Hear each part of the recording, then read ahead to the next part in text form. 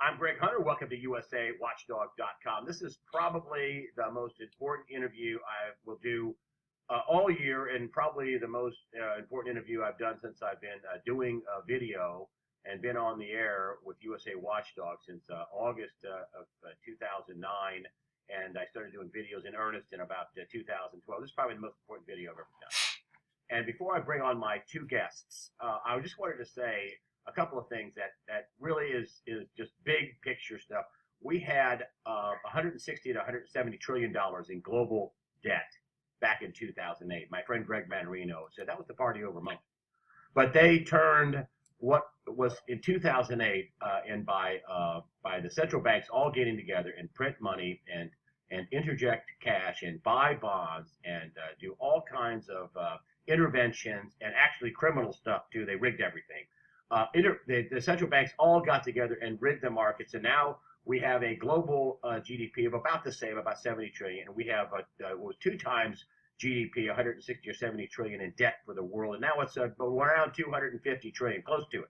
And listen, and the collusion of the bankers was memorialized in this book. It just came out not long ago. It's a best-selling book by Nomi Prinz, and she's got dozens and dozens of pages of footnotes to prove that the central banks did blow everything up. And why am I saying that? Because everybody got it wrong. Nobody got it right. Everybody's metric from time immemorial was, wow, this should blow up. This is a crazy time. And of course, the central banks turned it into a cartoon. Well, two of the smartest guys on the internet, two of the absolutely smartest guys are Jim Sinclair, renowned a gold and financial expert, also Bill Holter, renowned financial writer. They've got decades and decades of experience, and they're here for a very important and special interview. And that is, they already put it out to their own subscribers, which is a great service we'll talk about at the end. Their own subscribers, a little piece called When is Now? And everybody has been asking when, gentlemen. Well, first of all, thanks for joining me today on USAWatchdog.com. Good to be here. Thanks for having us, Craig.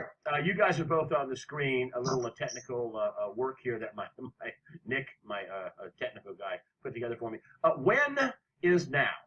And you guys are both going to be on the screen the whole time, so I want you to go back and forth. And you're business partners and at jsmindset.com, and you're very used to talking with each other on the air because you do it for your subscribers. But Jim, let's start with you, being you're on the left side of the screen. We'll go left to right. When is now? What does that mean? When is now?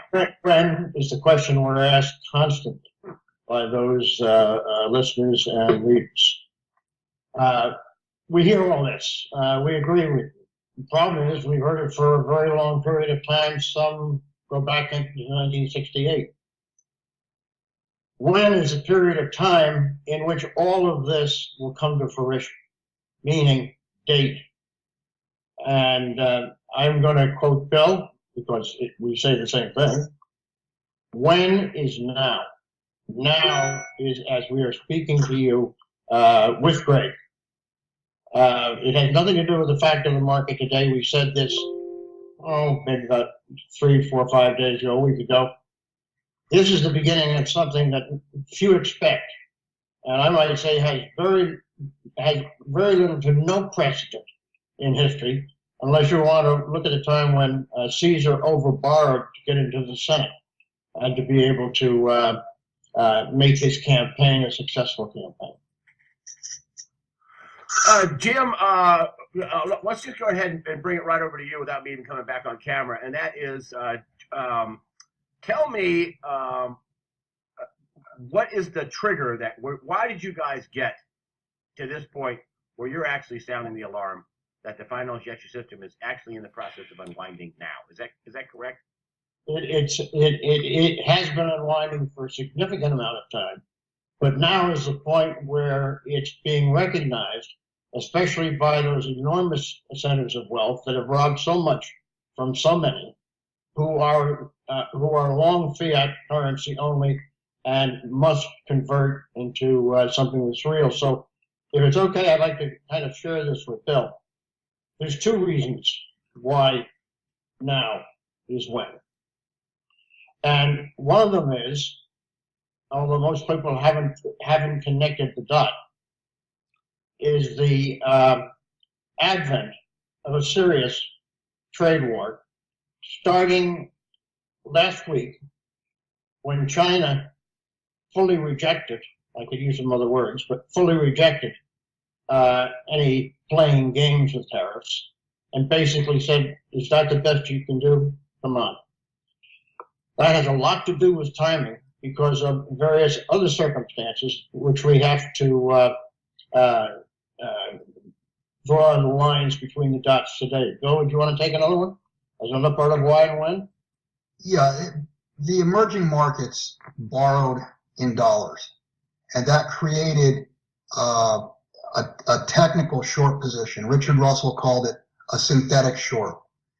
And what's happening now is the Federal Reserve has been raising interest rates and beginning QT, which is quantitative tightening. In other words, they say by the end of the year they're going to be sucking $50 billion worth of basically capital out of the system each month.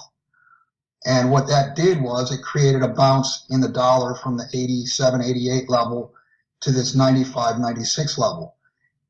So it's a double whammy on these emerging markets that have borrowed in dollars. A, the dollar is higher, so versus their currencies.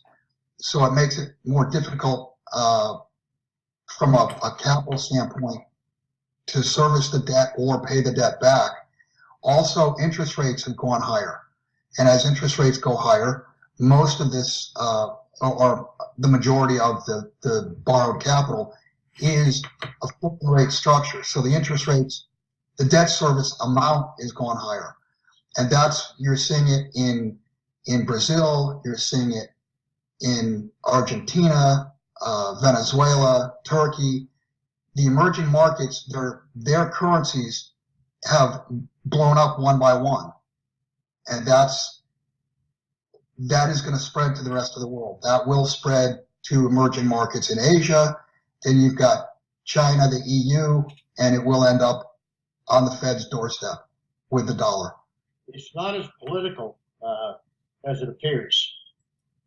It's quite an economic chain of events at exactly the wrong time. You had said in the pre-interview, Jim, that, and I'll get in here with you. You had said in the pre-interview that that this was put off, and for good reason, back in 2008. And a lot of people think we should have just had a crash right then and there. We should have let a lot of banks go under. I mean, they were talking about having Bank of America go under, Merrill Lynch go under, AIG go under, Goldman Sachs should have gone under. There are multiple institutions that should have gone under, but they didn't allow bankruptcy to happen. Was that a mistake, or was that something good? Whenever something is bankrupt, there's only one way to fix it, and that is to face it. Any problem you have in life that you run away from is going to catch up with you and hurt you. The only way to win in any difficulty is stand tall and take what you got to take. Bankruptcy is the rebalancing of a balance sheet, just as simple as that.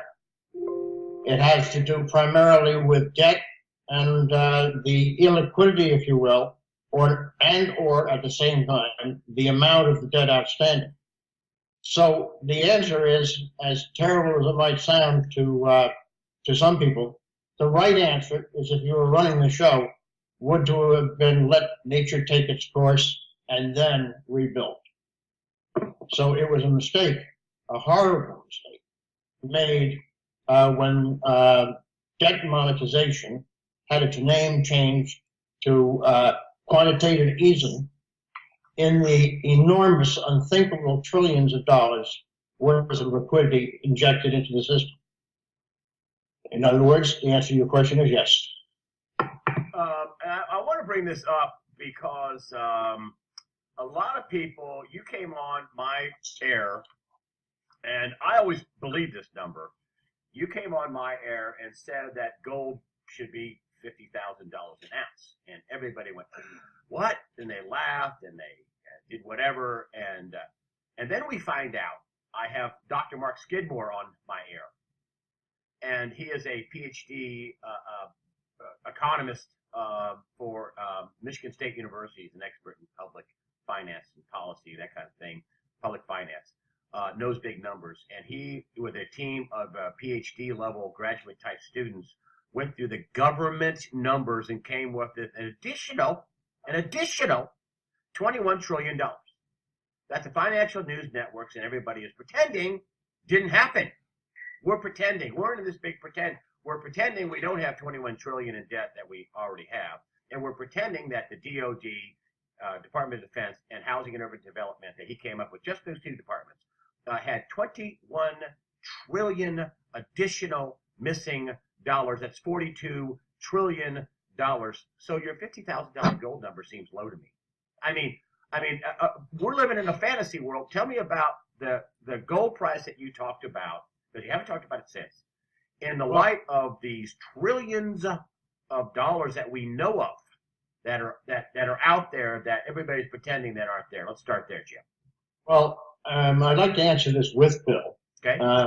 Because this is two fellows who have joined because we feel that the particular type of knowledge each of us has contributes to the total and adds to the accuracy of what we come to in conclusion. The huge amount of funds outstanding, and we just came off the exact right question, bankruptcy, it does in fact render the U.S. corporation bankrupt. And the U.S. corporation has shares outstanding, except those shares are called dollars. And if we do agree, Bill and I do, that if you're bankrupt, the way to fix it is face it. And we are. And what was done did not face it, but rather made it worse. So the bankruptcy which we see, if we had the amount of gold as advertised to exist in Fort Knox or wherever, 8,000 plus tons, then we would have to, at the moment we issued debt in excess of the market value then existing, and not $41 and change, the market value then existing. The point of bankruptcy is when the debt passes the value of the gold. And one of the methods, and there are more, of attending to this, and it has to be attended to in many ways, is that the price of gold has to equal the liabilities. That's not bankrupt. That's an ongoing business. And if we don't have gold, then the gold price is whatever in China and Russia wish it to be.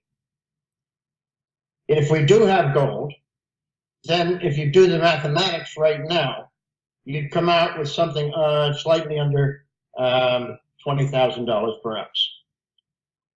I don't believe we have the gold. Hey, Jim. Yes. That number you just came up with, just under $20,000 per ounce, that would be just the debt that foreigners hold. If you use the total debt of 21 trillion, the number is $87,000 an ounce. And if you add Greg's additional, the number that Catherine Austin Fitts came up with and Professor Skidmore of another 21 trillion missing, so you double it. So you're at what, $174,000 an ounce. Is there any question of why central banks are so interested in using methods of bullying and creating a false market by counterfeit gold, when you realize how difficult the situation actually is? Yes, 50,000 would be a very low estimate. But I will tell you one thing, 1,200 is a joke.